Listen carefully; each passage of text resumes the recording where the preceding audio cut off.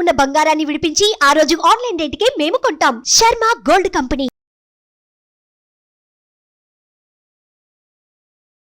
నమస్కారం. ప్రస్తుతం మనతో పాటు శ్రీ పోతులూరి వీరబ్రహ్మేంద్ర స్వామి వారి ఉపాసకులు, కాలజ్ఞాన ప్రవచనకర్త, ప్రాచీన సంఖ్యాశాస్త్రం మరియు గవ్వ ప్రశ్నాశాస్త్ర నిపుణులు బ్రహ్మశ్రీ శ్రీ కృష్ణమాచార్యులు గురువుగారు ఉన్నారు. వారితో మాట్లాడదాం. నమస్కారం గురువుగారు. నమస్కారం అమ్మ. ఆంధ్రప్రదేశ్లో రాబోయేటువంటి ఎన్నికలకి సంబంధించి అప్పుడే సర్వేలు మొదలు పెట్టేశారు. ఇందులో భాగంగా మరొకసారి వైఎస్ఆర్సీపీ అధికారం చేపట్టబోతుందని కొన్ని సర్వేలు చెబుతుంటే ఆ అవకాశమే లేదని మరికొన్ని సర్వేలు, పరిస్థితి కాస్త అంటే టఫ్ ఫైట్ ఉండబోతోంది పార్టీలన్నిటి మధ్య అని చెప్పి మరికొన్ని సర్వేలు చెబుతున్నాయి. అసలు రాజకీయ పరంగా చూసుకుంటే, ఎలక్షన్ పరంగా మాట్లాడితే కనుక ఆంధ్రప్రదేశ్ భవితవ్యం ఎలా ఉండబోతోంది? మాన్య శ్రీ ముఖ్యమంత్రి వర్యులు శ్రీ వైఎస్ జగన్మోహన్ రెడ్డి గారు ఆరుద్ర నక్షత్రం, మిథున రాశి, అష్టమ శని ప్రభావం తొలగిపోయింది. ఎన్నోసార్లు మనం ఇదే వేదిక మీద మన ఛానల్లో, ఇతర ఛానల్లో కూడా మనం చెప్పాం, 2023 జనవరి 31వ తారీఖు లోపు భద్రతాపరమైనటువంటి విషయాల్లో వైఎస్ జగన్మోహన్ రెడ్డి గారికి ఇబ్బందులు ఉంటాయి. జనవరి 31వ తారీఖు వైఎస్ జగన్మోహన్ రెడ్డి గారు ప్రయాణించవలసినటువంటి విమానం లేదా హెలికాప్టర్లో సాంకేతికపరమైనటువంటి సమస్య తలెత్తడం, దాంట్లో ప్రయాణం చేయకపోవటం వల్ల ఒక గొప్ప విపత్తు నుండి వారు బయటపడ్డారు.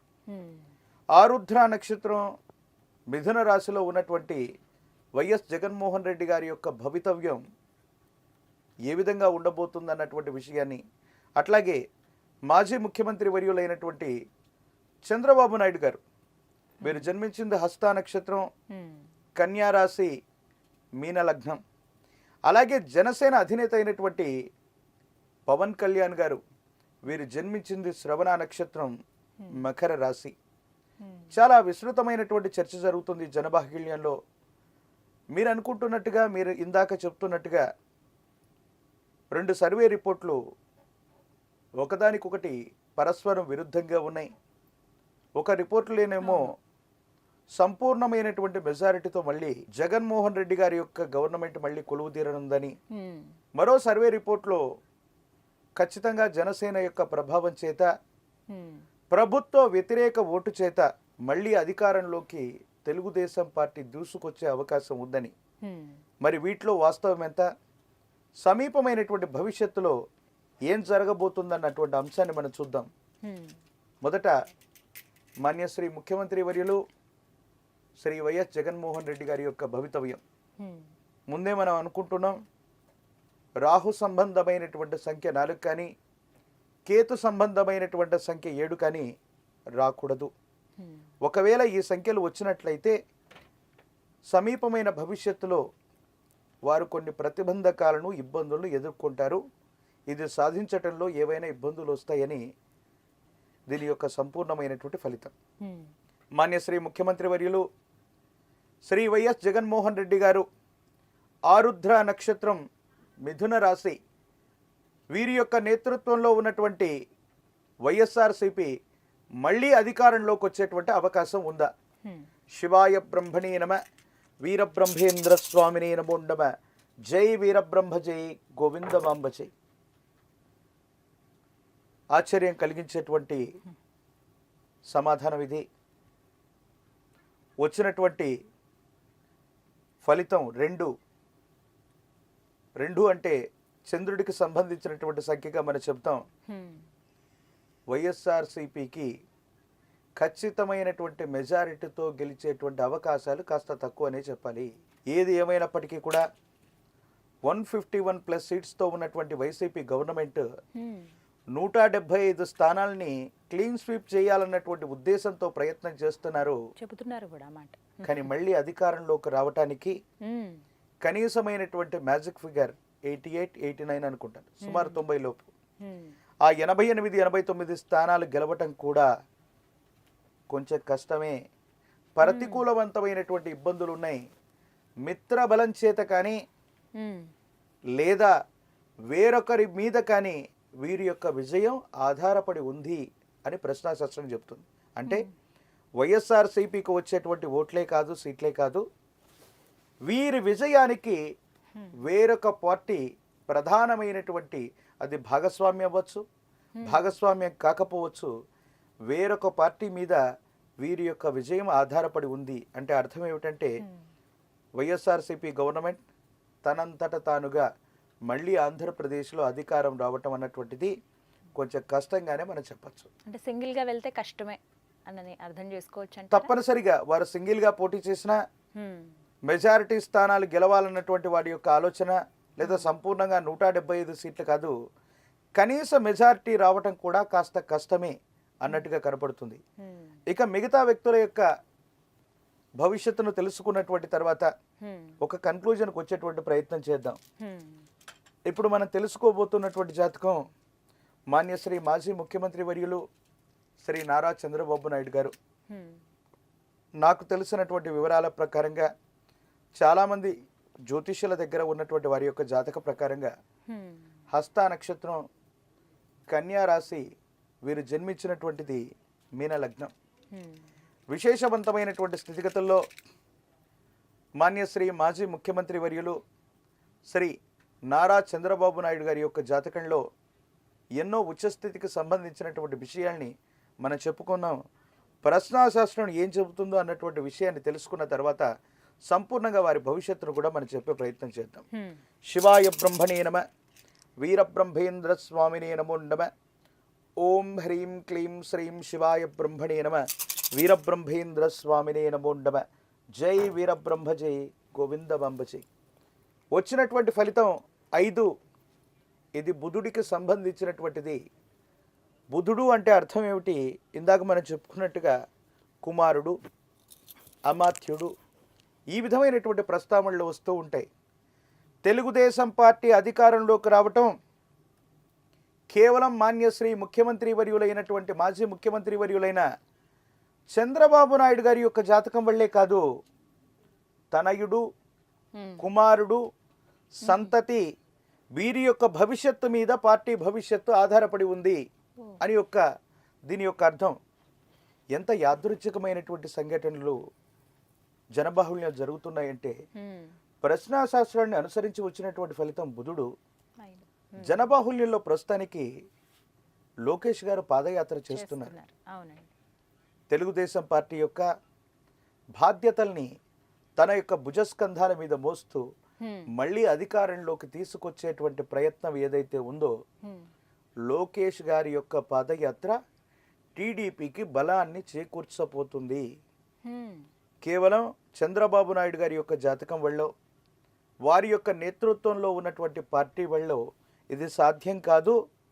ఒకవేళ మిరాకిల్ ఏదైనా జరిగితే, టీడీపీ అక్కడ అధికారంలోకి వచ్చేటువంటి అవకాశం ఉంటే, అది కేవలం నారా లోకేష్ గారి వల్లే, వాళ్ళు చేసేటువంటి ప్రయత్నాల వల్ల సఫలీకృతమయ్యేటువంటి అవకాశం ఉంది. అంటే ఖచ్చితంగా అధికారంలోకి వస్తుందని కాదు, కానీ టీడీపీ యొక్క విజయ అవకాశాలు, ప్రభుత్వం అక్కడ నిలబడాలన్నా, ప్రభుత్వం అధికారంలోకి రావాలన్నా, వారి పార్టీ బాధ్యతలన్నీ కూడా ఈనాడు తాను మోస్తూ ఉన్నటువంటి లోకేష్ గారి యొక్క భుజస్కంధాల మీద ఏదైతే ఉందో, నారా లోకేష్ గారి యొక్క భవితవ్యం కూడా ఈ 2024 ఎన్నికల్లో ముడిపడి ఉంది.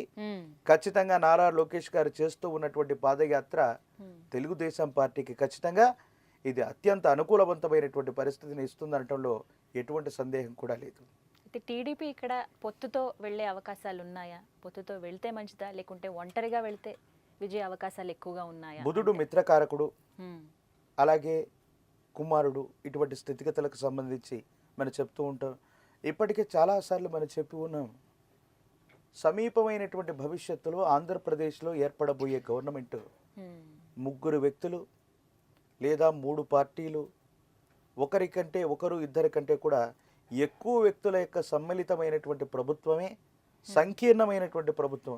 అంటే సీట్లు తక్కువ ఎక్కువ వస్తాయని కాదు, కానీ ఒకరికంటే ఇద్దరికంటే ఎక్కువ పార్టీలు కలిసి పోటీ చేయటం కానీ, లేదా ప్రభుత్వాన్ని ఏర్పాటు చేయటం కానీ ఆంధ్రప్రదేశ్లో జరిగేటువంటి అవకాశం ఉంది. అక్కడ ఖచ్చితంగా వైఎస్ఆర్సీపీ అతి సులభంగా మళ్ళీ అధికారంలోకి వచ్చేటువంటి అవకాశాలు కాస్త తక్కువని మనం చెప్పాలి. ఆ వచ్చినటువంటి మీరు ఇందాక అన్నట్టుగా ఆ సర్వే రిపోర్ట్లలో ఉన్నటువంటి సారాంశం నిజంగా ప్రజల నాడి ఆ విధంగా ఉందేమో. ఎవరికి ఒకవేళ అధికారం వచ్చినప్పటికీ కూడా బోటాబోటీ మార్కులతో పరీక్షలు పాస్ అయినట్టుగా ఎవరికి కూడా అధికారం వచ్చినప్పటికీ కూడా సంపూర్ణమైనటువంటి మెజారిటీకి అటు ఇటుగానే వారికి సీట్లు వస్తాయి తప్ప సంపూర్ణమైనటువంటి మెజారిటీ దాటి ఎక్కువ సీట్లు సంపాదించడం మాత్రం చాలా కష్టమనే భావనకు మనం రావచ్చు. అతి ముఖ్యమైనటువంటి అంశం ఈనాడు ఆంధ్రప్రదేశ్లో ప్రభుత్వం వర్సెస్ ప్రతిపక్షంగా ఉండాలి. కానీ జనసేనానిగా పిలువబడుతున్నటువంటి పవన్ కళ్యాణ్ వర్సెస్ ప్రభుత్వం, పవన్ కళ్యాణ్ వర్సెస్ కొన్నిసార్లు TDP, Pawan Kalyan versus BJP. అసలు పవన్ కళ్యాణ్ గారు కలిసి పోటీ చేస్తారా? ఒంటరిలోగా బరిలోకి దిగే అవకాశం ఉందా? మరి ఒక్క ఎమ్మెల్యే సీట్ను వారు గెలిస్తే అది కూడా వైసీపీకి సంబంధించినటువంటి వర్గంలోకి వారు చేరిపోవటం, ఈనాడు అసెంబ్లీలో కూడా ఏ ఒక్కరూ కూడా లేనటువంటి పరిస్థితుల్లో పవన్ కళ్యాణ్ గారు అసెంబ్లీలో అసలు అడుగు పెడతారా? ఆ అవకాశం ఉందా? జనసేన 2024లో ఏర్పడేటువంటి ఆంధ్రప్రదేశ్ ప్రభుత్వం ఏర్పాటులో తన కీలకమైనటువంటి పాత్ర పోషించనుందా? శివాయ బ్రహ్మణే నమ, తెలుసుకుందాం. వీరబ్రహ్మేంద్ర స్వామినే నమో నమ. జై వీరబ్రహ్మ జై గోవింద బాంబ జై. ఓం హ్రీం క్లీం శ్రీం శివాయ బ్రహ్మణే నమ, వీరబ్రహ్మేంద్ర స్వామినే నమో నమ. వచ్చినటువంటి ఫలితం 4. ముందే మనం చెప్పుకున్నాం, ఏ ఒక్క వ్యక్తి జాతకాన్ని అనుసరించి రాహు సంఖ్య అయినటువంటి 4, కేతు సంబంధమైనటువంటి సంఖ్య 7 ఇది రాకూడదు. పవన్ కళ్యాణ్ గారి యొక్క జాతకంలో శ్రవణ నక్షత్రం, మకర రాశి, ద్వితీయ స్థానమైనటువంటి కుంభంలో శని భగవానుడి యొక్క గోచార స్థితి, ఏలినాటి శని ప్రభావం ఒకటి జరుగుతూ ఉంది. పవన్ కళ్యాణ్ గారి యొక్క జనసేన కూటమిగా ఏర్పడితే తప్ప ప్రభుత్వ ఏర్పాటు జనసేన మాత్రమే చేయలేదు.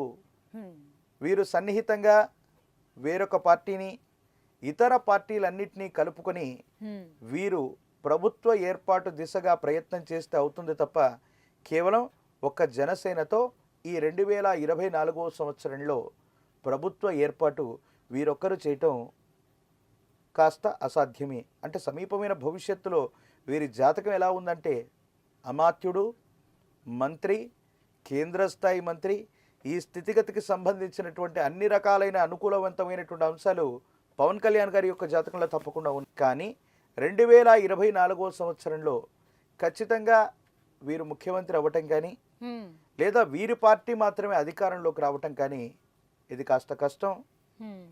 సన్నిహితమైనటువంటి మిత్రవర్గం, మిత్ర కూటమి వీరితో ప్రయత్నం చేస్తే మాత్రమే అనుకూలంగా ఉంటుంది అన్నటువంటిది ప్రశ్నాశాస్త్రం చెప్పినటువంటి సమాధానం.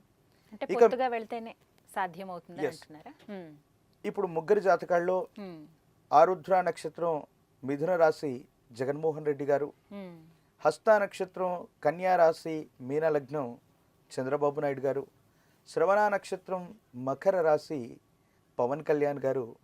మరి వచ్చినటువంటి ఫలితాన్ని చూస్తే జగన్మోహన్ రెడ్డి గారికేమో చంద్రకారకత్వం కలిగినటువంటి 2, నారా చంద్రబాబు నాయుడు గారికేమో బుధుడి యొక్క ఆధిపత్యం వహించేటువంటి 5, పవన్ కళ్యాణ్ గారికేమో రాహు సంఖ్య మాయా స్వరూపుడైనటువంటి రాహు 4. భవిష్యత్తుకు సంబంధించినంత వరకు సర్వే రిపోర్ట్లు ఎలాంటి ఫలితాలు ఉన్నప్పటికీ కూడా జనబాహుల్యంలో అధికార పక్షమైనటువంటి వైసీపీ మీద ప్రజా వ్యతిరేక ఓటు ఎక్కువగా ఉండబోతుంది. మళ్ళీ అధికారంలోకి రావటానికి వైఎస్ జగన్మోహన్ రెడ్డి గారికి వేరొక పార్టీ అండదండలు అవసరమవుతాయి. అంటే వారు గెలిచినటువంటి ఎమ్మెల్యేలని వీళ్ళకి ఇస్తారని కాదు, వేరొక పార్టీ అండదండలతో మాత్రమే మళ్ళీ అధికారంలోకి వచ్చేటువంటి అవకాశం ఉంది. లేకపోతే ఏ పార్టీ గెలిచినా బోటాబోటీ అవకాశాలు ఉంటాయి. మరి ముగ్గురిలో చూసుకుంటే మాత్రం లోకేష్ గారి యొక్క పాదయాత్ర నిర్విరామంగా ఇలాగే కొనసాగితే తెలుగుదేశం పార్టీ యొక్క గ్రాఫ్ పెరగటం ఆంధ్రప్రదేశ్లో అధికారం దిశగా దూసుకొచ్చేటువంటి అవకాశాలు సుస్పష్టంగా కనబడుతున్నాయి. ఎవరు అధికారంలోకి వచ్చినా ఒక పార్టీ కంటే ఎక్కువ పార్టీలు కలిసి ఒక సంకీర్ణమైనటువంటి ప్రభుత్వాన్ని ఏర్పాటు చేయబోతుంది అనటంలో ఎటువంటి సందేహం లేదు. అధికార పార్టీకి అంత సులభంగా లేదు.